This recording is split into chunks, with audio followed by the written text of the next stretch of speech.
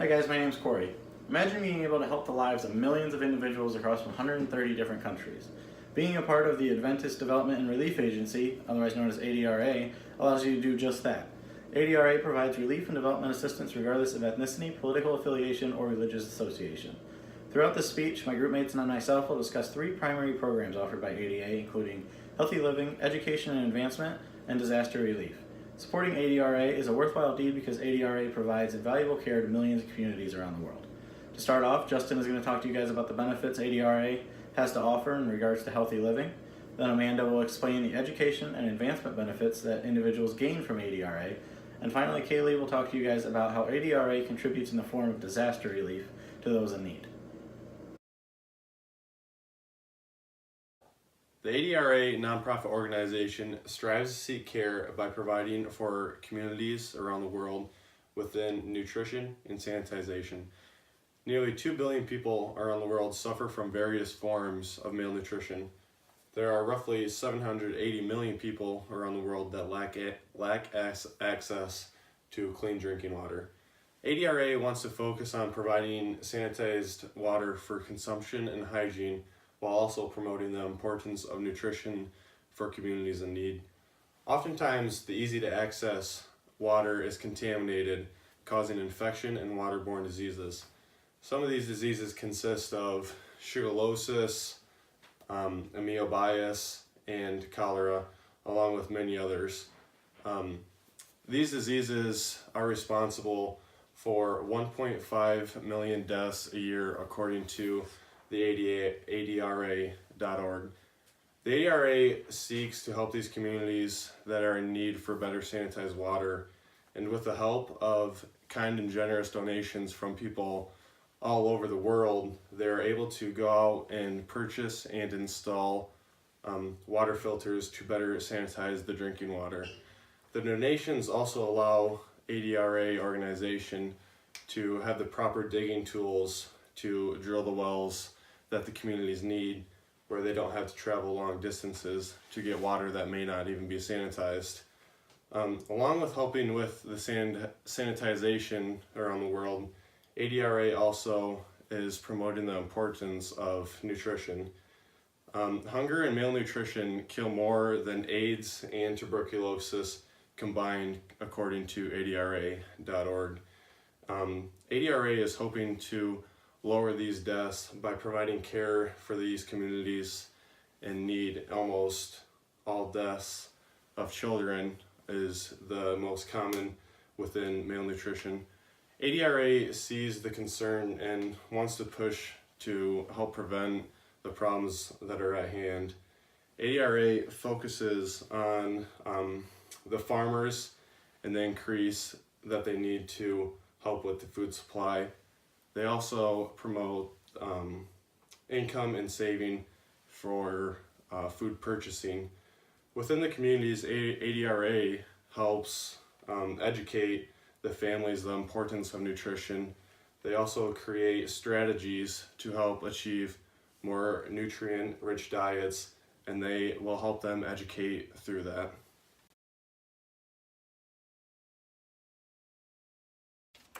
Hi, my name is Amanda McMullen, and I'm going to be informing you guys on the education aspect of the ADRA and what the ADRA has and what roles they play in providing education to people in need. So around the world, there are millions and millions of people without an education right now. And as time progresses, the people who don't have an education are falling deeper and deeper into poverty, which obviously is not a good thing, and we want to help them out of it. The ADRA does. So they do everything in their power to help provide these people with the education that they truly do deserve and they truly do need. Some things that the ADRA has been doing to help provide education is they have volunteers all around the world. They travel all around doing it out of the goodness of their own heart, no pay, nothing. They're just volunteering their time to go help teach these people some education, adults, children, any ages. And they travel all around, like I said, and the ADRA is actually paired up with a group that is called the UNICEF, and the UNICEF provides tents for them to set these education centers up in, and the people will come in and they'll sit down in these little tents that are covered and get education for free. And while they're in these tents learning, the UNICEF has also set up some child-friendly spaces where young children can go play in a very friendly, safe manner while their parents, uncles, aunts, cousins, siblings, whatever, are getting the education, because they also want to make sure, yes, we're providing education to people, but their younger children, what are they doing at home? So they provide these very, very, very nice, like, child-friendly spaces that the children can play in and be supervised and all that good stuff while their family members are learning the education.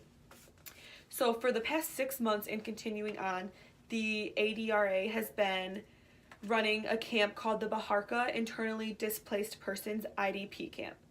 And at this camp, they provide the people, like, they provide services to the families that have had to escape the fighting in Iraq.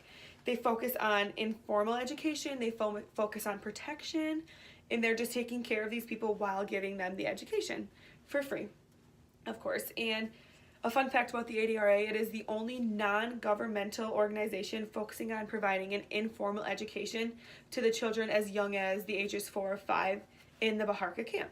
So that's really cool that they do that.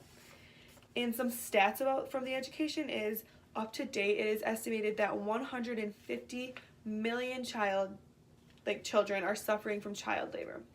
And obviously a reason that they're suffering from child labor is because they don't have an education, whether they can't afford it, it's not being offered, not available, whatever the reason, they are forced into child labor, which is very sad because no child should have to do that, obviously.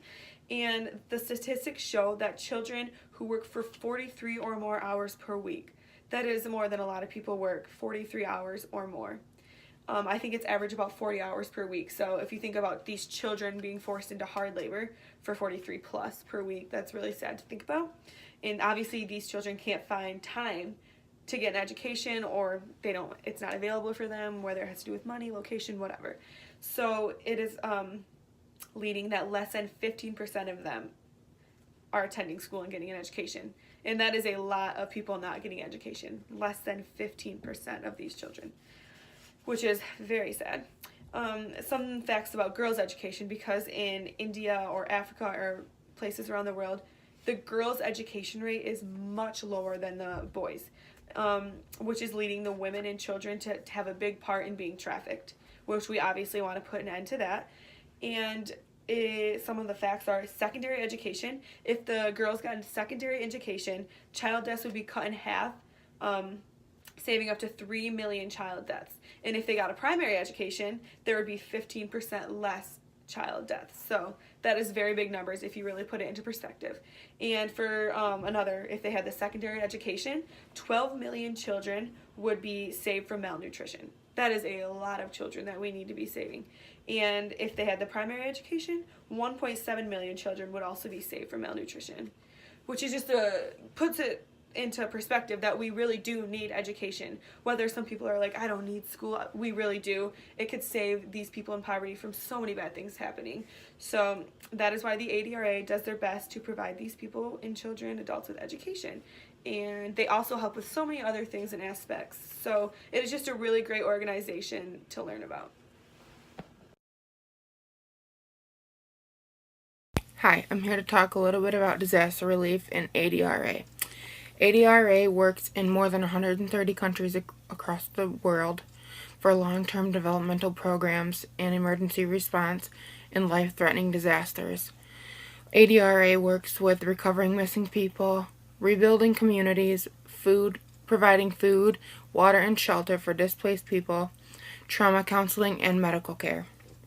On October 6th, when Hurricane Irma, followed by Hurricane Marie, went through Puerto Rico, ADRA was there to help clear up debris from the roads, houses, and they were there to provide food and water. On January 13th, there was a large fire in the Philippines, and ADRA was there to provide cookware and kitchen utensils for over 1,000 homes that were destroyed. ADRA was also there when a tropical storm went through Fiji. They helped provide shelters, cash vouchers to help rebuild their economy, and Wheat Bix, which is the cereal used for ADRA's school feeding program, which also helps with providing children in schools food. ADRA was there when the Zika outbreak in the Dominican Republic in 2016. They helped provided hygiene kits and provided information to over 6,000 people to help prevent other diseases such as dengue, cholera, malaria, and chikungunya. In 2017, ADRA helped 11 million people throughout the world. 7,018 staff members are a part of ADRA. ADRA has 53,247 volunteers. ADRA has 1,233,810 beneficiaries for emergency response. ADRA has 145,142 beneficiaries for emergency preparedness around the world. ADRA also helped with the Ebola outbreak. They help with floods all over the world. They help with landslides, droughts. ADRA has benefited very many people around the world. In this speech, we learned about a nonprofit organization called ADRA that provides humanitarian work around the world. Specifically, we heard about their programs in the areas of healthy living, education, and disaster relief. The stories and the facts that we heard are testimony to the fact that around the world there are millions of people suffering and looking to people like us who have the means and the knowledge to assist them. When we give to ADRA or we donate our time to number one of their missions, we're essentially saying yes to saving millions of lives. Supporting ADRA is a worthwhile deed because ADRA provides invaluable care to millions of communities in the areas such as healthy living, disaster relief, and education. In closing, I'd like to leave with you guys a quote from a well-known historical person, Mother Teresa. And she says, "Let us touch the poor, the lonely, and the unwanted, according to the graces that we have received. And let us not be ashamed or slow to do that humble work." Today, there are millions of people around the world looking for our love, looking for people that show them that they truly care. Today, please choose to be that person and give to ADRA your financial contributions, or go to www.adra.org/make-a-difference/join our team to see how you can be a part of this movement.